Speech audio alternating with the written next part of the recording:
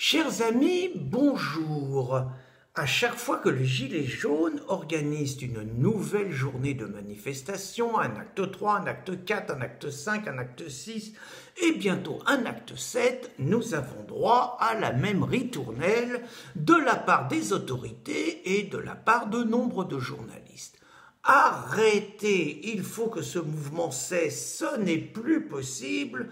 Déjà, ils ont obtenu tout ce qu'ils voulaient et plus, mais en plus, nos forces de l'ordre sont épuisées et ils n'en peuvent plus, nous ne pouvons plus vous protéger, la République est en danger.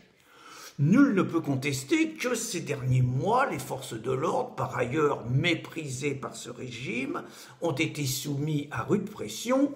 Mais on va dire que certains avaient quand même le coup de matraque assez facile et que les malheureux et malheureuses qui ont perdu un œil avec des tirs de flashball auront du mal à croire que ces forces de l'ordre étaient autant épuisées que cela.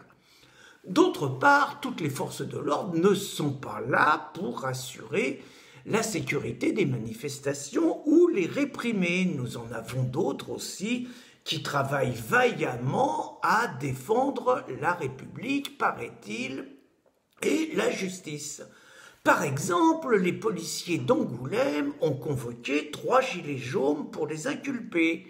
Le crime de ces 3 manants, avoir fait un rituel de procès de Macron, comme on faisait dans les carnavals auparavant, l'avoir condamné à mort après avoir écouté la défense et tout, et avoir coupé la tête d'un mannequin représentant le président de la République. Il paraît que c'est très grave. Les francs-maçons, paraît-il, célèbrent tous les 21 janvier la décapitation de Louis XVI en mangeant de la tête de veau. Il paraît qu'ils sont tous les héritiers de la Révolution française, mais couper la tête du roi, c'est bien. Couper la tête d'un président de la République, même symboliquement, c'est pas bien. Et comme si ça ne suffisait pas, les mêmes policiers de la région d'Angoulême doivent auditionner le journaliste de la Charente Libre qui a écrit cet article, le photographe qui a photographié l'effigie du président de la République et le rédacteur en chef, rien de moins. On espère quand même, alors que ces journalistes n'ont fait que leur métier, que les syndicats de journalistes et leurs collègues macronologues sauront quand même défendre le droit et la liberté de la presse.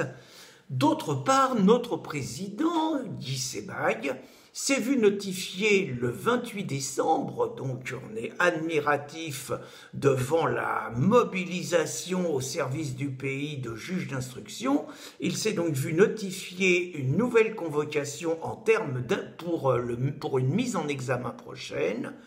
Le crime de Guy Sebagne, président de Riposte Laïque, est d'avoir autorisé un article où on parlait du petit Yann Brossa, adjoint de Anne Hidalgo, comme d'un stalinien dégénéré. C'est vrai que c'est pas utile d'écrire ça parce que c'est un pléonasme et un seul des 2 mots suffisait.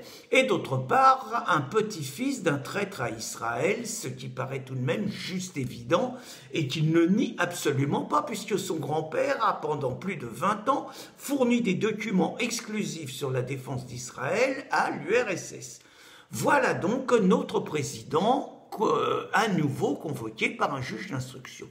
Donc nous nous sommes réjouis de voir que malgré les cris alarmistes, il demeure des policiers jusqu'à la fin de l'année 2018 qui manifestement ne sont pas, eux, trop épuisés.